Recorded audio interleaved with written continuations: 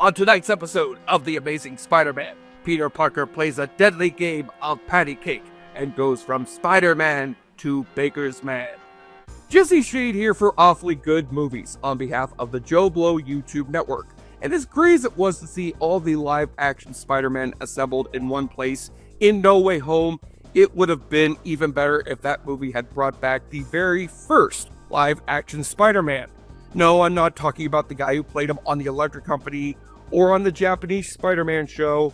I'm talking about Nicholas Hammond, whose short-lived stint as the web-slinger on the live-action Spider-Man show of the late 70s might have only lasted for 2 whole seasons, but which saw some of its episodes re-edited into movie form and theatrically released overseas, long before the days of Marvel movies. What a crazy idea to imagine today if Disney and Marvel had decided to theatrically release some episodes of Daredevil Born Again, which to be fair might actually do better at the box office than some of Marvel's more recent fare. So let us swing into the second of these 3 Spider-Man movies, where Peter Parker strikes back against his deadliest foe of all, Alan Alda's elderly father, in this radioactive-blooded episode of Awfully Good Movies.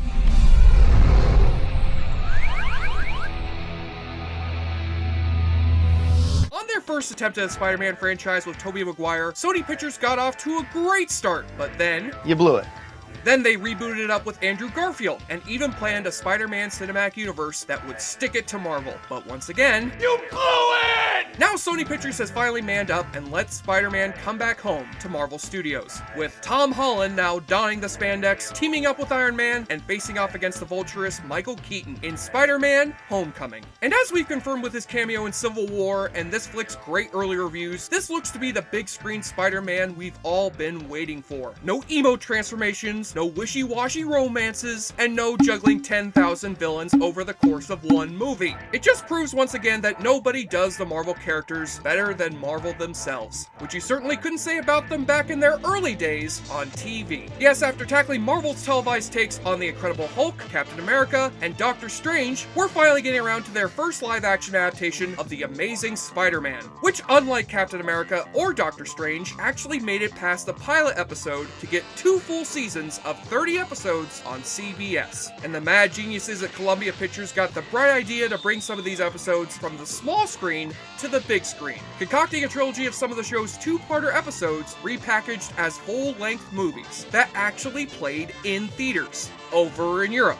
But here in America, these movies are only available on VHS, and also YouTube. And since my compatriot Jason Adams has already reviewed the first of these movies through the Awfully Good column, I'm gonna make like the new Spider-Man movie and skip over the boring origin crap, so we can head straight to reviewing the sequel from 1978, Spider-Man Strikes Back. This is, of course, the beloved entry of the Spider-Man TV movie trilogy, where Spider-Man gets mauled by a Wampa, trains under Yoda in the swamps of Dagobah, and gets his arm cut off by Darth Vader. Oh wait, I'm sorry, I'm thinking about The Empire Strikes Back. No, I'm talking about this cinematic re-edit of the Spider-Man show's 2-part episode, The Deadly Dust, which is, as you know, the famous episode where Peter and Aunt May get addicted to angel dust, which forces Aunt May to receive electroshock therapy in a mental asylum, while Peter's arm becomes infected from too many heroin injections, and they're forced to cut it off.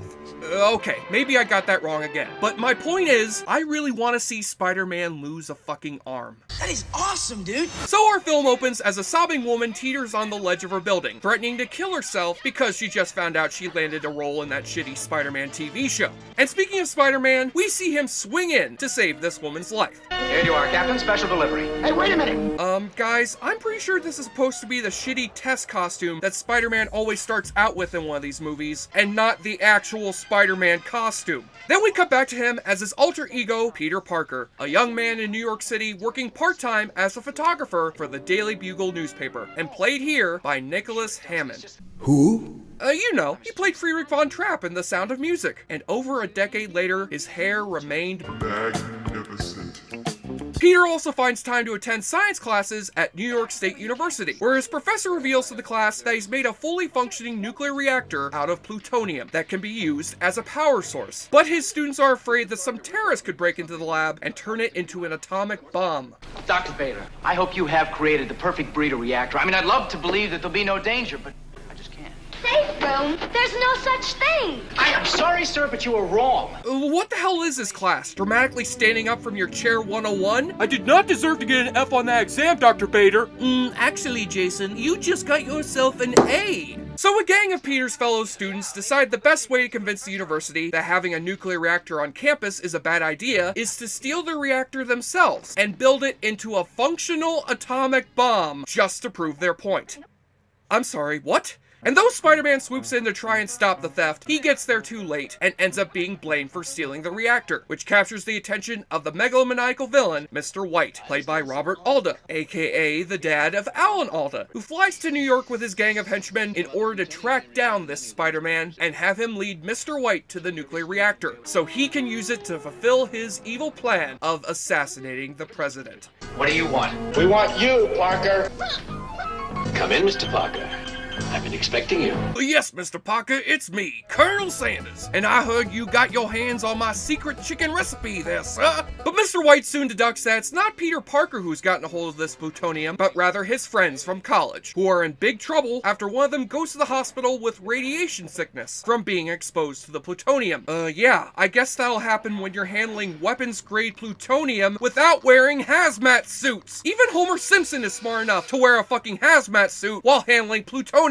Also, why is it that Peter Parker gets superpowers when exposed to radioactivity, yet this bitch gets cancer when exposed to radioactivity? Ah, noodle on that one for a while. And after Mr. White steals the student's atomic bomb while they're at the hospital, it's up to Peter to find out what this evildoer plans to do with the bomb, with the help of Gail Hoffman, a rival reporter from Miami, who's come to New York to get an exclusive story on Spider-Man, and the ornery police captain Barbera, played by Michael Pataki, whom MST3K fans best know as the villain from the Side Hackers and the police chief from It Lives by Night. Oh, and he was also Drago's manager in Rocky IV. What can you tell me about Spider-Man? Not much. He's giving me a lot of sleepless nights.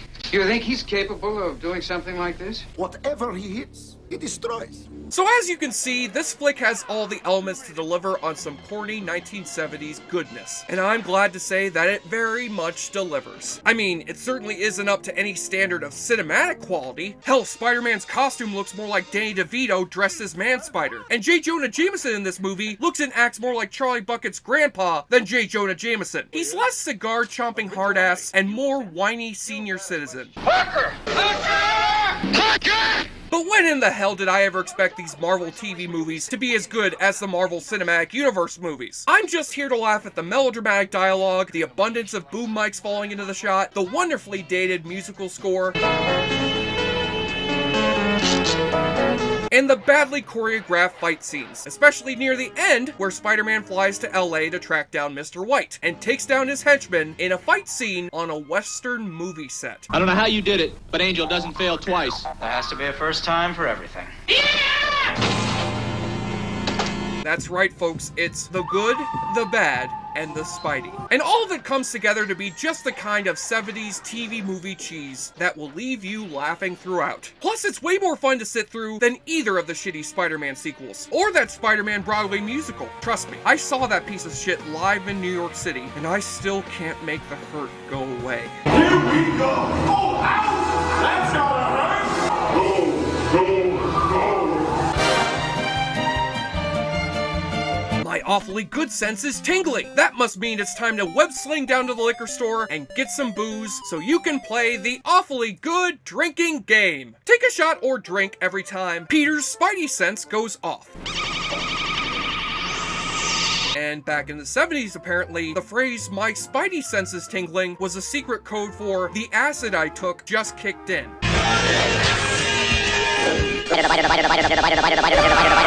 They make a dated pop culture reference from the 70s. It's a stunt to publicize a new rock group, like the one Evel Knievel plans to do. You want to do a cover story on some weirdo who thinks he's a cross between Rudolph Nureyev and Tarzan? Gail Hoffman with the National Paper, the Weekly Examiner. Next it'll be Woodward and Bernstein. Wait, did you just say Woodward and Bernstein? Oh shit, the cops know that Spider-Man was behind Watergate. Listen, Spidey, you help me tap these phones, and I promise you my team's gonna have a word with that J. Jonah Jameson. Someone breaks out into some sweet karate moves, and I'm talking all kinds of karate. Elderly man karate, first-person perspective karate, breaking down a door with karate. Okay, guys, I don't think that's gonna work. You see someone being followed by Mr. White's lead henchman, who goes by the name of Angel. Angel, you and Benson put the limousine on a cargo flight. Okay, maybe Angel's not a terribly intimidating name for a villainous goon, but I gotta say that it's a shame Michael McDonald never did any more acting after this movie. I keep forgetting that I'm an evil henchman. I keep forgetting that I'm hunting after the Spider-Man. And take a double shot when you see Spider-Man jump from a helicopter. Haha, yes. None of you knew about Spider-Man's most awesome power, the ability to stand perfectly still while falling through the air. Spider-Man, Spider-Man. He flies like a moron. And on the Nudie Watch, this may be a television movie, but it's still the sleazy 70s, so you can bet this flick can find some opportunity to get Peter's female companion to strip down to a bikini. Why do I have to dress this way? 2 reasons. 1, because I like women in bikinis. And 2, I feel safer when I know there's no place for them to hide any weapons. Oh, are you sure about that? Gungina, the new TV superheroine from Marvel Studios, coming this fall to Netflix. On the enjoyableness continuum scale from Bull to Bruce, Spider-Man Strikes Back does whatever a delightfully bad superhero movie can, and spins a web of 8 out of 10. To paraphrase Uncle Ben, with low budget comes great laughability.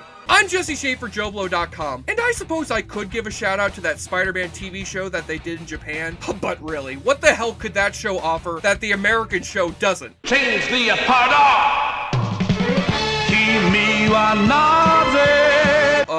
I'm sorry, is that Spider-Man piloting a giant robot? Okay, Marvel, scrap this new Spider-Man reboot in the trash. We're gonna go back one more time and give Spider-Man a giant fucking robot, because the 4th time is the motherfucking charm. Spider-Man.